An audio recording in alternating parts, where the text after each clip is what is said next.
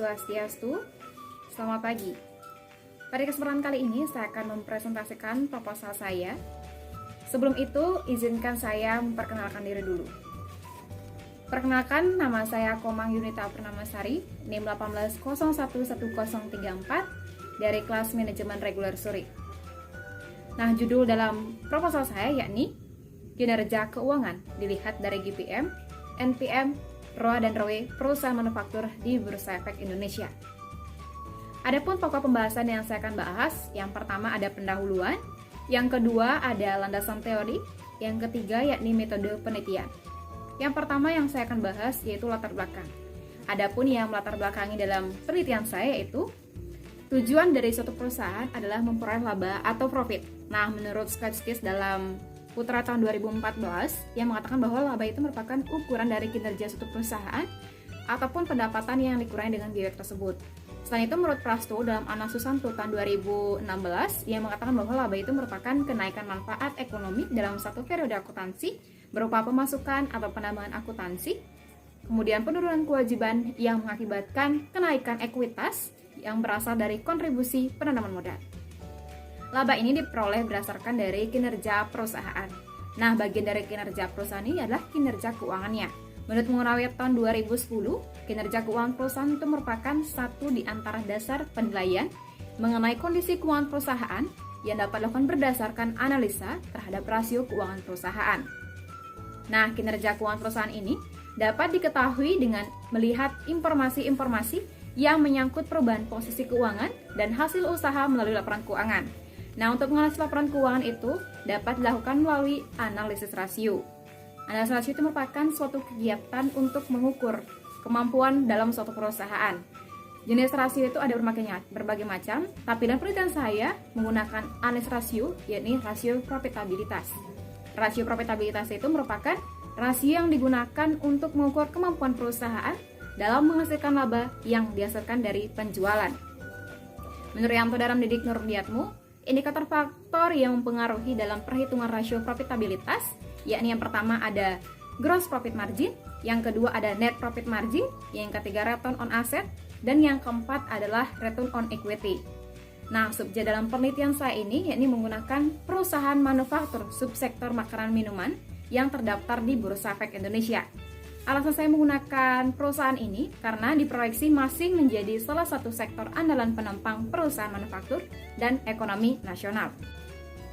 Berdasarkan latar belakang yang saya bahas tadi, ada perumusan masalah yang akan saya bahas. Yang pertama, yakni bagaimana pengaruh gross profit margin terhadap kinerja keuangan perusahaan manufaktur subsektor makanan dan minuman di Bursa Efek Indonesia.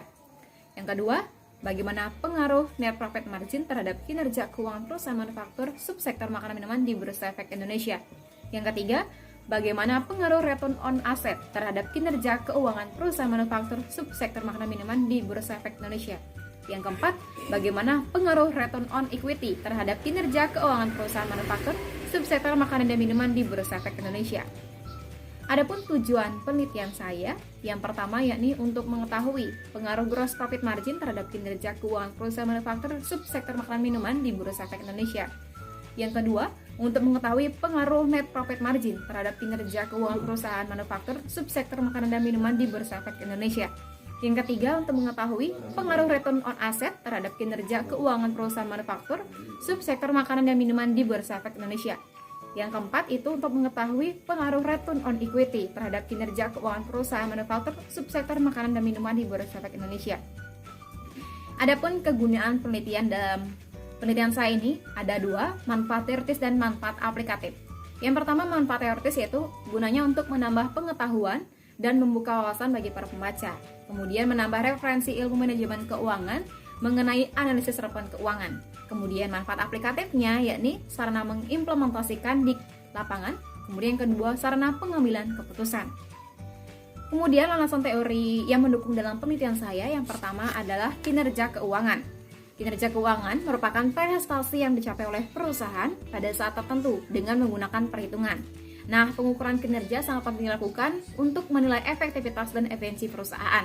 Menurut Fahmi, dalam tahun 2011 ia mengatakan bahwa kinerja keuangan adalah suatu analisis yang digunakan untuk melihat sejauh mana suatu perusahaan telah melaksanakan dengan menggunakan aturan-aturan pelaksanaan keuangan dengan baik dan benar. Yang kedua, menurut Agnes Sawir tahun 2005, ia mengatakan bahwa kinerja keuangan adalah kondisi yang mencerminkan keadaan keuangan berdasarkan sasaran, standar, dan kinerja yang telah ditetapkan. Yang ketiga, menurut Sucipto dalam DAIU tahun 2017, ia mengatakan bahwa kinerja keuangan digunakan sebagai penilaian kinerja yang dimanfaatkan oleh manajemen. Kemudian yang kedua tentang laporan keuangan.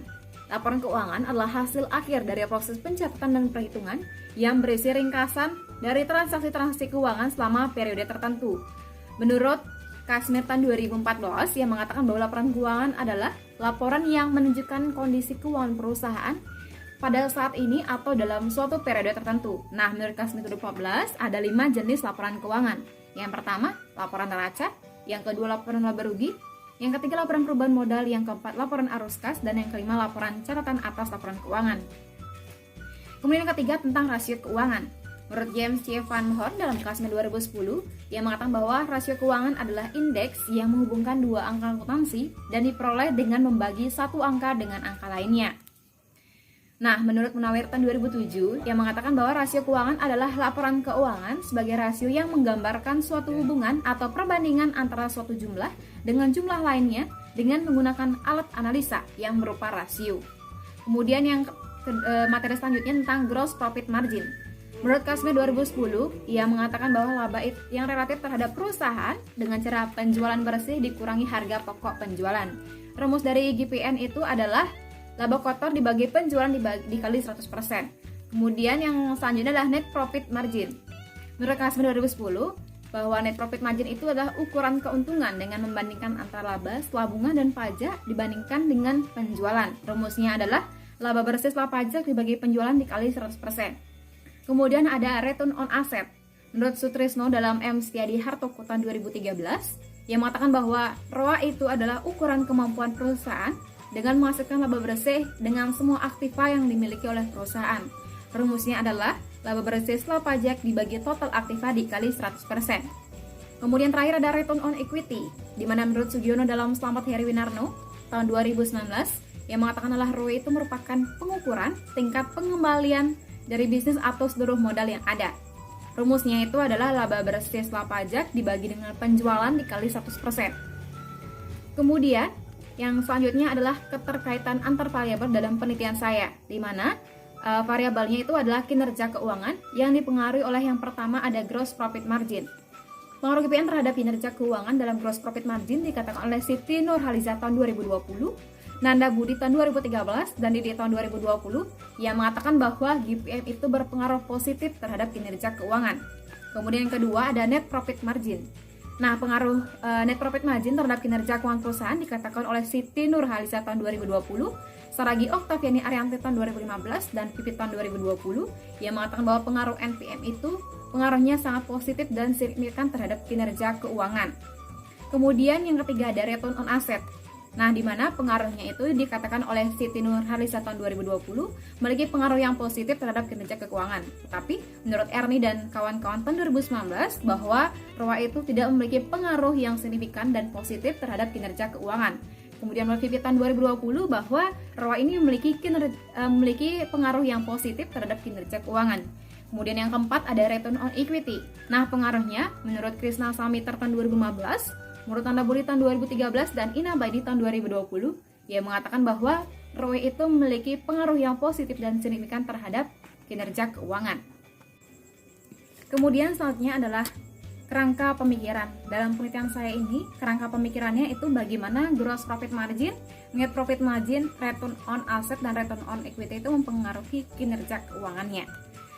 Nah, kemudian dari pemaparan saya tadi dari latar belakang, rumusan masalah, dan juga kerangka pemikiran, hipotesis yang bisa saya ambil yang pertama terdapat pengaruh GPM terhadap kinerja keuangan perusahaan manufaktur subsektor makanan dan minuman. Yang kedua terdapat pengaruh NPM terhadap kinerja keuangan perusahaan manufaktur subsektor makanan dan minuman. Yang ketiga terdapat pengaruh ROA terhadap kinerja keuangan perusahaan manufaktur subsektor makanan dan minuman. Yang keempat terdapat pengaruh ROE terhadap kinerja keuangan perusahaan manufaktur subsektor makanan dan minuman. Selanjutnya yakni tentang definisi operasional. Nah, definisi operasional ini ada dua. Yang pertama adanya variabel dependent. Di mana variabel dependen dalam penelitian saya itu kinerja keuangan perusahaan manufaktur subsektor makanan dan minuman di Bursa Efek Indonesia. Sedangkan variabel independennya, yang pertama ada GPM, gross profit margin, yang kedua ada NPF, net profit margin, yang ketiga return on asset, yang keempat itu return on equity. Kemudian yang terakhir tentang metode penelitian. Nah, metode penelitian dalam penelitian saya, yang pertama lokasi penelitian saya dilakukan di perusahaan manufaktur subsektor makanan minuman yang terdapat di Bursa Efek Indonesia. Karena perusahaan ini merupakan perusahaan yang sudah go public serta terdaftar di Bursa Efek Indonesia. Yang kedua yaitu tentang jenis dan sumber datanya. Nah, jenis data dalam penelitian saya ada dua, data kuantitatif dan data kualitatif. Data kuantitatifnya berupa data neraca laporan keuangannya, sedangkan data kualitatifnya data yang berhubungan tentang informasi-informasi perusahaannya. Kemudian ada sumber data. Nah, sumber data yang saya gunakan ini adalah data sekunder yang berasal dari catatan laporan keuangan perusahaan manufaktur subsektor makanan dan minuman berupa aset, modal, jumlah penjualan, laba pada periode 2018 sampai dengan 2020. Kemudian terkait dengan populasi dan sampel. Nah, populasi yang saya gunakan ini yaitu populasi dalam perusahaan manufaktur subsektor makanan dan minuman, sedangkan sampelnya menggunakan teknik sampel jenuh. Di mana menurut Sugiono tahun 2014 bahwa sampel jenuh itu merupakan teknik pengambilan sampel yang tidak memerlukan prosedur penyeleksi terlebih dahulu, yakni tetapi menggunakan penilaian personal dari peneliti. Nah, sampel yang saya gunakan ini adalah sejumlah populasi yang ada pada perusahaan manufaktur subsektor makanan minuman yang terdaftar di Bursa Efek Indonesia. Kemudian teknik pengumpulannya yaitu menggunakan teknik dokumentasi yang dengan cara melihat dan mencatat data berupa asetnya, modalnya, penjualannya pada laporan keuangan 2018 hingga tahun 2020. Kemudian terakhir yaitu teknik analisis data yang saya gunakan dalam penelitian saya ada dua, berdasarkan analisis rasio dan juga berdasarkan analisis uji statistik. Baik, sekian dari presentasi saya ucapkan terima kasih dan saya tutup dengan Pramusanti. Om Santi Santi Santi Om.